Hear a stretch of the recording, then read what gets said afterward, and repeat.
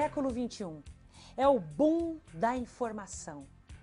A cada instante chega até nós pelo celular, pela televisão, pelo rádio, pelas diversas mídias, um conteúdo imenso.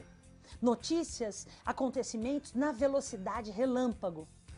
Mas nós precisamos saber filtrar aquilo que de fato é importante para nós. O que determina isso é onde queremos chegar.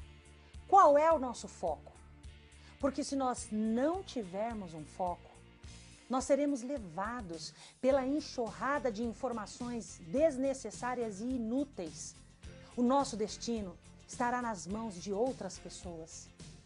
O que você quer pensar, ter, sentir daqui a alguns anos?